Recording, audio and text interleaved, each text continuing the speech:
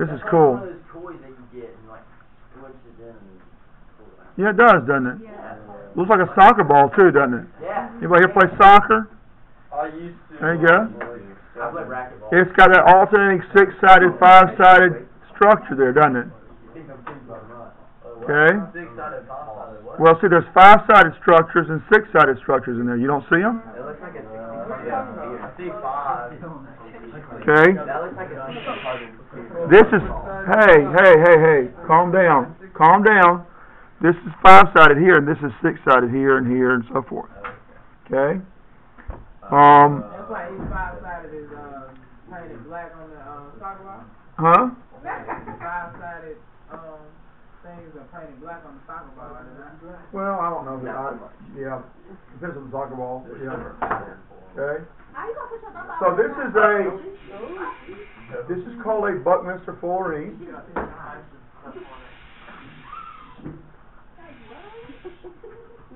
What are you talking about?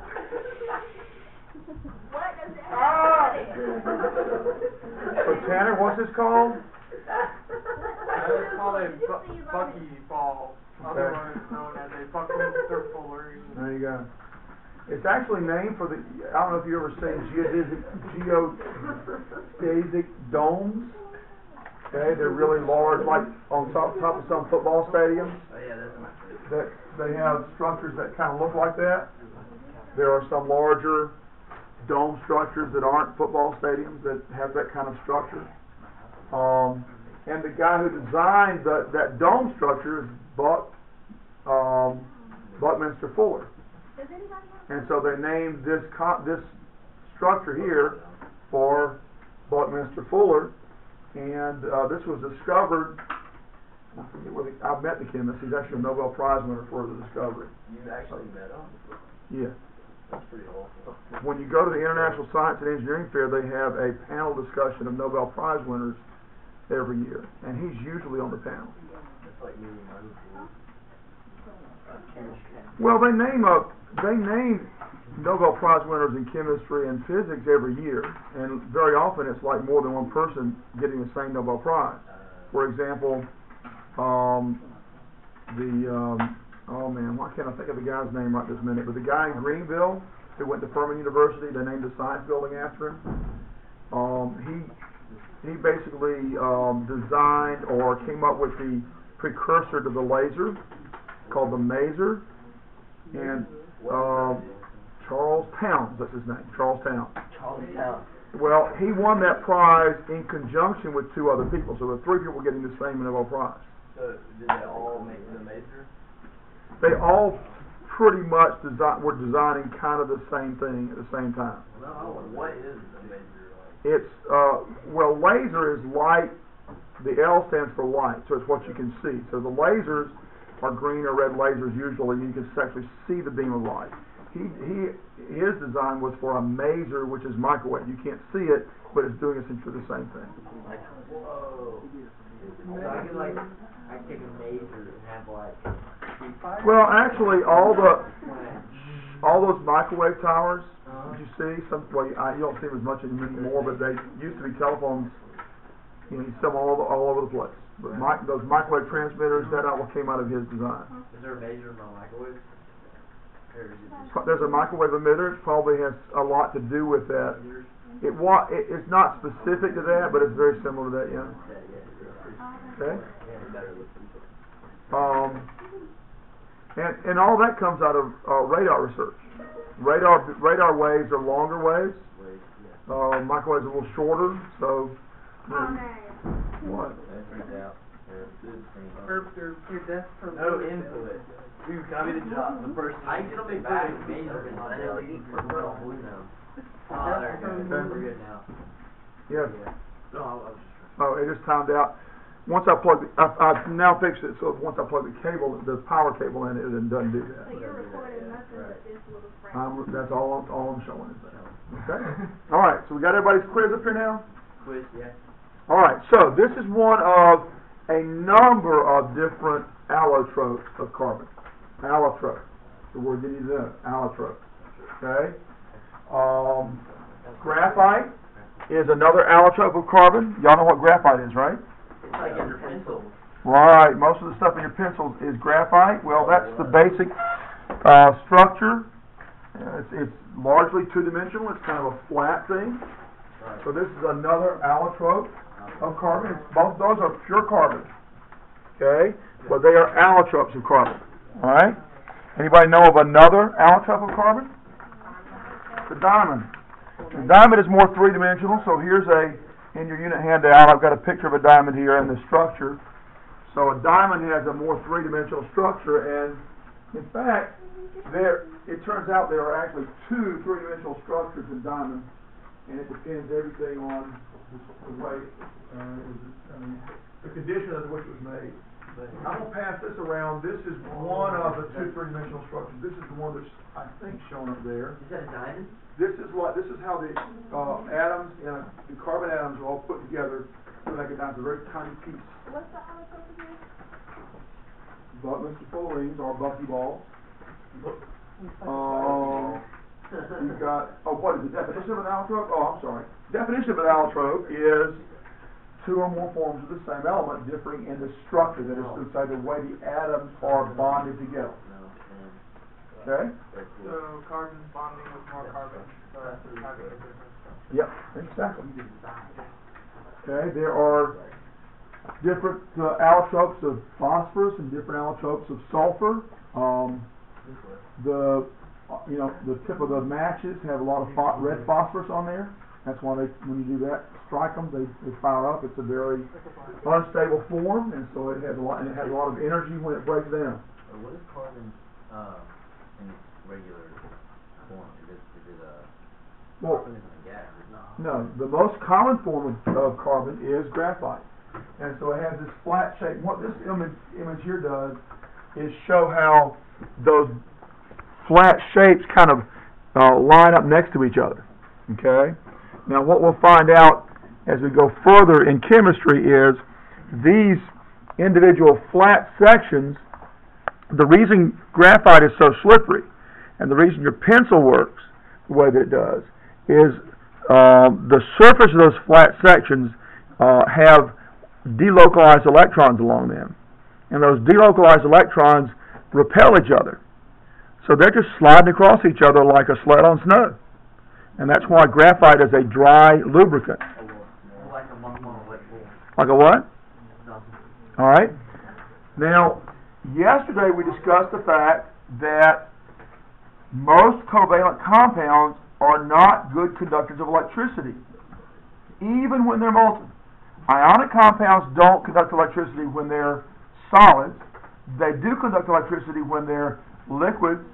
They do conduct electricity when they are dissolved in water, but covalent compounds are not good conductors of electricity. Some carbon compounds are different, and graphite is one of those. Because of that set of delocalized electrons across the surface of those graphite sheets, then you can actually get graphite to conduct electricity very, very well with not much resistance at all. So inside motors, the brushes that conduct the electricity around the turning part of the motor, that's made of graphite, okay, because it does conduct electricity very well, and it molds itself to the motor. I forget what that piece is called in there, but it does a really good job of conducting electricity. Now, what they've done in recent years is they've taken this sheet structure of graphite, and they've managed to separate out individual sheets and make them into really, really long sheets, not just little tiny chips like this, but really long sheets. And those long sheets are no longer called graphite, they're called graphene. And they're looking at those as being a way of doing a lot of electronics.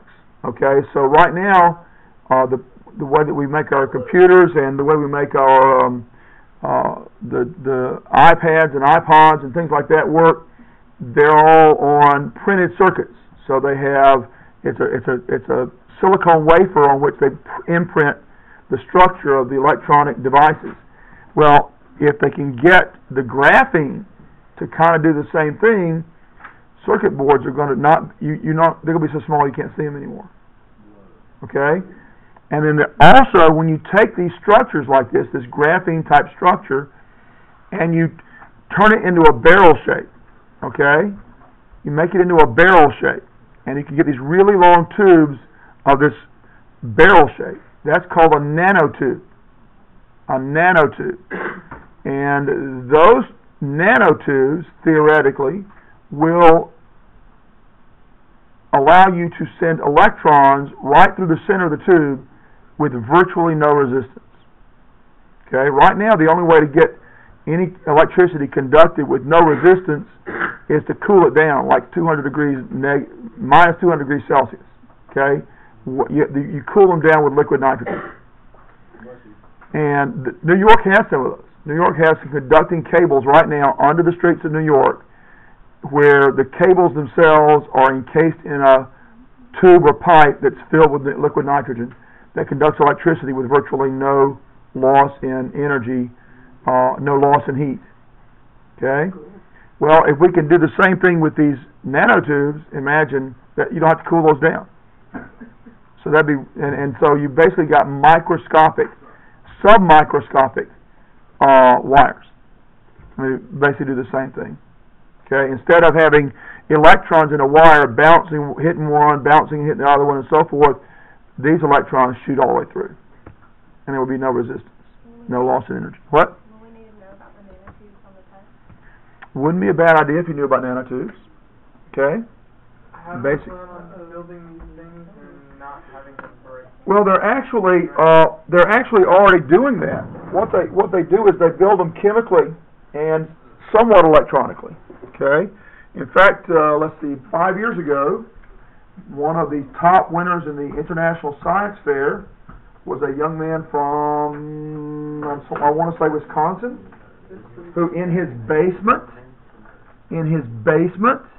determined that you could actually dissolve into solution carbon nanotubes. Where did he do this? In his basement. Right. So while you guys are playing Xbox, he was down there doing experiments in his basement. He used borrowed equipment and equipment that wasn't being used anymore by local universities to do his testing. It was really, I mean, listen, the concept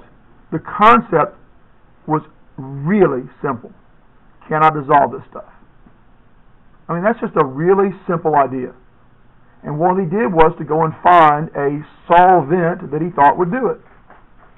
Well, once you get those two things, that's great, but how do you show that it's actually dissolved? And we'll get this when we get to the solutions unit, and not in some other form, like a colloid or like a suspension. You want the actual nanotubes separated in solution into individual nanotubes. And that's really important when you start taking these little nanotube pieces and trying to link them together. And that's where the borrowed equipment came from. So the concept of his idea was super simple.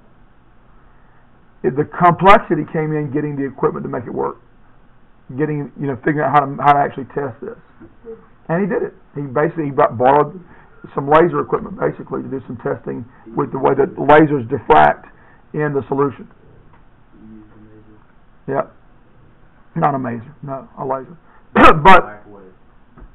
That's the thing. It was a real, just like your capstone project. It was a really small idea, a little tiny idea of something that wasn't yet known. It was a really simple idea. Can I dissolve this stuff? That's it. I'm not going to think like that. Well, that's why we have some time to work on it. That's why we're trying to build up to that. And you started out with and I'm working on getting all those graded, by the way. Your 3 ideas. Then we're going to move into another stage, and by midterm we're going to have you're going to have a project that you can actually work on. Now I don't expect you to win the International Science Fair. Okay, that's not the goal. Your goal is to come up with a really small idea and do it really, really well.